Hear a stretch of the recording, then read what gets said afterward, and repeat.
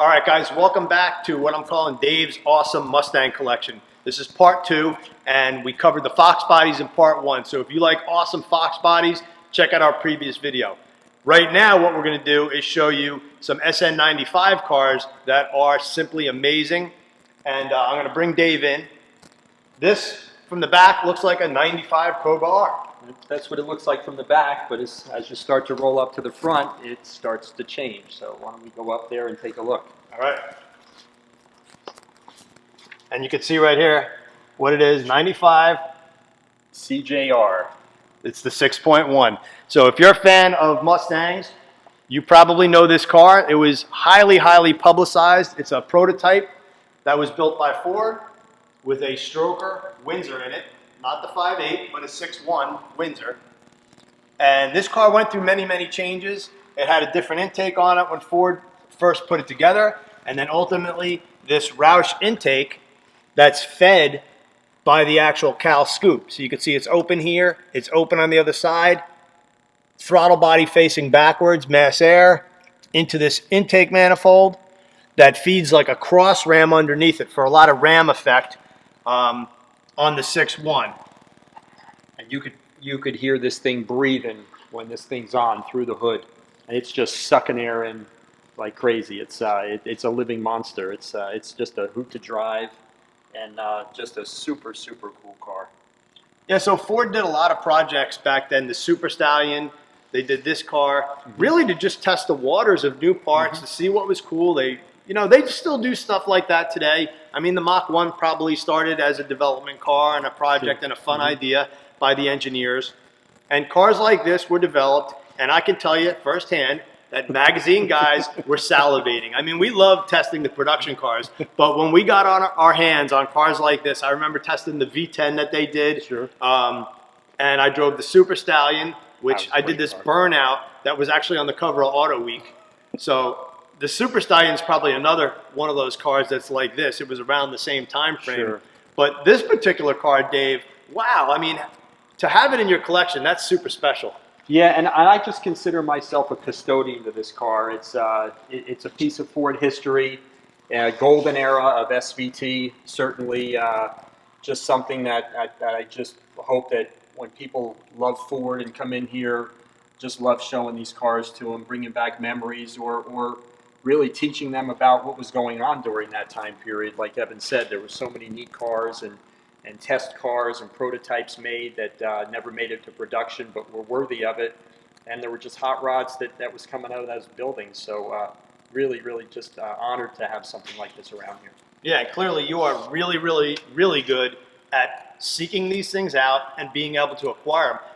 While we're on this car, let's take a peek at the interior because where, especially today where you have your GT350, your 500, your Mach 1s, there's so much emphasis put on the beauty of the interior. But back then, John Calais and his team, they were 100% all about simplicity and speed. So you'll note here, like a 95 Cobra R, the prototype has the V6 interior, plain Jane, the rubber steering wheel.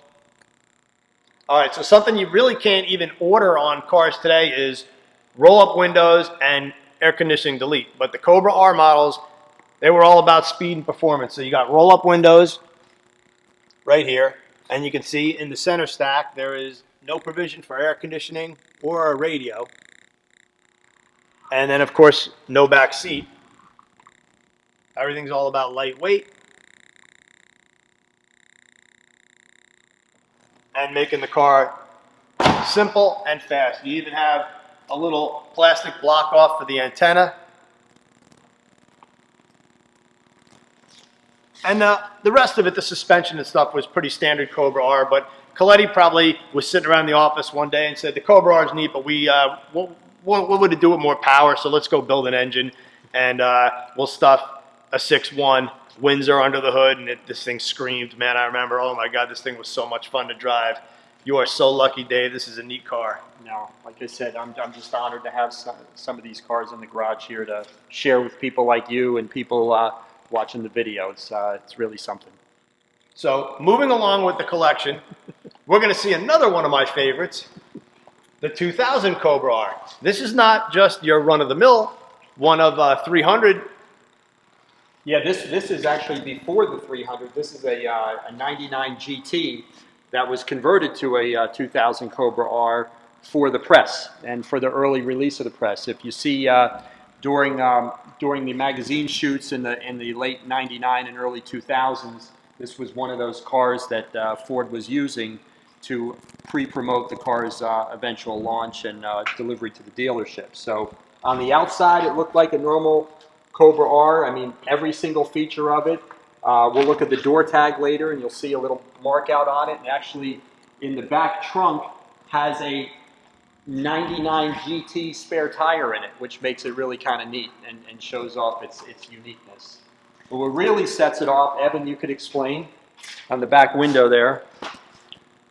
Yeah, so in doing all the magazine testing, quarter-mile, road course, you could imagine if it was fun to drive a 95 Cobra R, when journalists got their hands on this piece of machinery, they pushed it to the limit. Nobody babied these cars. I mean, side exhaust, 385 horsepower, which it was a lot more than that, 7,000 RPM, just a glorious sound from that 5.4.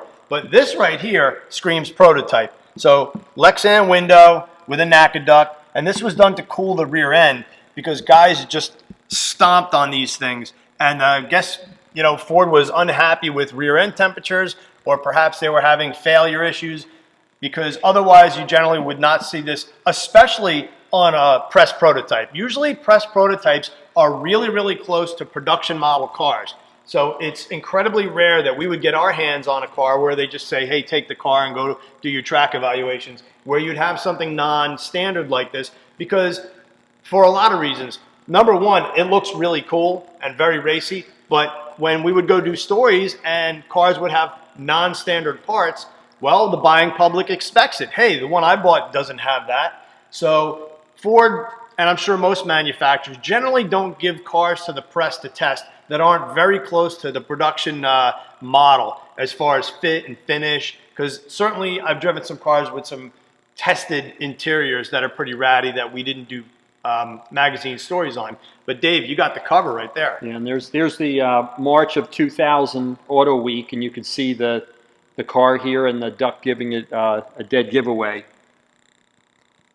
on that. So so this car's it's been driven. It has quite a few miles on it, and I've actually met people in the last 4 or 5 years that on an airplane at some events, and we start talking Ford. We start talking about, you know, some of the test cars out there, and Cobra R comes up, 2000 Cobra R comes up, and make mention that this car is around here, and they're like, wait a minute, I drove that car. I remember driving that car, and I remember, you know, the car breaking down because it was pushed to the limit that day, or the rear end overheating, and probably why the reason the duct was put in there. So a lot of great stories, and again, just consider myself a custodian of this car, and really really appreciate everything that went into these cars back in the day, and explaining it to people going forward. Yeah, we had a lot of fun with the Cobra. We had, I think, 3 different tests on the 2000 Cobra R. We did a comparison of the 3 R models at Groton Raceway with Greg Biffle joining us as a test driver. He just actually happened to show up because we had a Lightning there that day that we were doing some other stuff with. And as a Ford driver, those guys at the time got 2 vehicles from Ford. So he wanted to check out the new Lightning. So he showed up and we were like, hey man, want to do our test with us? And that was really neat getting to share seat time in these things with Greg Biffle. Then another time we got one and we went to Pat's Cheesesteaks in Philly, and that was on the cover of the magazine. We were like, hey, let's take it to Philly and get cheesesteaks. And of course, we drag tested it. And I think we went 1240s and change. And I do remember at one point, we took the front splitter off it, and I have a picture of it sitting in my office when we were going to the drag strip, because who needs that? And then we did drag test it with and without the wing. And it was, I think, this killed 2.5 miles an hour. We picked up 2.5 miles an hour when we took the wing off. Amazing piece of equipment for the road course, a lot of downforce, but for the drag strip, chuck it. And this is what really made this was the marquee look of this car, was the, No doubt. the rear wing. All the photography taken from the back just is the real sexy part of this car, and how people note it right away as a Cobra R. All right, Dave, so along with this rear spoiler, the front of the Cobra R had a lot of functional aero and some other neat parts and pieces, so let's go take a look. So one of the things that's unique to the Cobra R this year is that power dome hood, Dave. It's got the scalloping in it, and it's, you know, it's not functional. It's functional in the sense that they needed the clearance. Clearance for the intake, sure. Yep. But Ford never really did anything like this before or after. All the Shelby stuff and kind of the different hoods that they did more had, you know, the Mach 1 Nakaducks or a shaker. So this was a pretty unique design that I thought really fit the car well. It really did, and I think it just instead of just a flat piece dome with the scallops on it, like you said, it just really it was the pinnacle of the R series, obviously, the 3 Rs and the with between the rear wing, the hood, and we're going to talk about the splitter in a second. Really, just the styling of this was unmatched. Yeah, so you have the removable splitter with the Zeus fasteners right here. You can take that off, which it was a track piece because it's very low, as you can see. So a lot of guys who drove these on the street, and people really did drive their Cobra Rs on the street. A lot of guys rode around without this on there because they didn't want to mess it up. You also had the smoked headlights. That was another kind of unique feature. And then, of course, the heart of the car, what makes it, is that awesome dual overhead cam 385 horse monster. Wow. 5.4 with that monster intake. So no mistaking this engine for anything but the 2000 Cobra R engine. Big throttle body, big breathing, huge plenum, ram induction into that 5.4. And with the side exhaust, this thing really had a sound that was like no other Mustang. Agreed. I mean, when you opened up this hood, it's just hit you right in the face that this car means business. Whether you know the car or not, if somebody walks in here and doesn't really know Ford very well, and they gravitate towards this car, and when this hood gets popped, you just see your mouth just drops wide open, going, "What in the heck is this thing?" And really, it's like I said, in all the Rs, a lot of people just gravitate this one because of everything that was put into this car. Oh, no doubt about it. And another kind of a fun feature, if you've ever driven one of these cars, if you've been fortunate enough, and we've both been kind of fortunate enough to drive these. So with the cars behind me, the Foxbody cars, the key word when you tried to turn the steering wheel is understeer. Yes. Right? I mean, nose heavy, light in the back. Vinny's on camera. He's smiling right now. Understeer like crazy. And even as the cars progressed, even to the 95R, which is a nicely balanced car, they still had that understeer tendency. Not this thing. This thing, when you got in a corner and you rolled into the power, the tendency, it wasn't like tail happy, but the tendency was oversteer, which was something that was a little bit different for, you know, an SN95 or a New Edge or guys that were driving Foxbodies. And then the progression from that, what Ford really learned about IRS and, you know, all the way up into the current models where they're much better balanced cars, it really, in my opinion, started with this car right here as far as being a true handling car, a real track car. And it's something that Ford, the DNA started right here when it comes to that. Very true. Very true. Just a perfect car for the time. I don't think there was anything better on the market that could match this car. And at the time, the best Mustang ever built. All right, so this time I'm not going to trip over the splitter. I'm going to go this way. But, so we said take the splitter off and all that. Dave actually has 2 of these. So that car we told you the story of. Dave, I'll let you tell us the story of this thing. This is supposed to be like this, by the way. Yeah, this is looks like it's mummified, right? But this is an actual one of 300 Cobra R 2000, with the exception that this one was never dealer prepped and never changed from the way it came out of the assembly line and onto the trailer. So this is non-dealer prepped, 18 miles on it.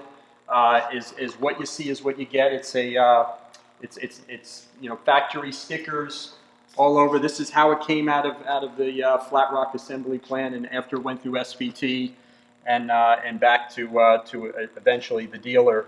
But you can see it was ordered with no pre-delivery inspection in June 28th of 2000. And you can see on the inside of this car, all the factory plastic. But the neat part about this one is that the factory splitter's never been installed. This is how they actually would ship the car, with the bubble wrap and just shoved in the trunk on an angle through the non-seat rear seat car, and eventually the dealer would then put up the rear cloth on there to replicate the rear seat. You also have the brake ducts, and the tubing was all put in a white plastic bag, and just really with a little tie on it to for the dealer to do that when he got it ready for delivery. So this is what's known as the most original example of a Cobra R 2000 in existence. Again, just really honored to have a car like this in the garage to show how they came right out of the factory in 2000. And Dave, so what an amazing day. This is part 2. We got part 3 coming. We got one more part of this. We're not done yet, but we're going to chime out for now, Dave, so that you can kind of catch your breath. Thanks for chiming in, checking out the channel. It's been a morning that I'm not going to forget for a long time. So let's wrap this up, and then we'll go to part 3. So stay tuned. We got more coming.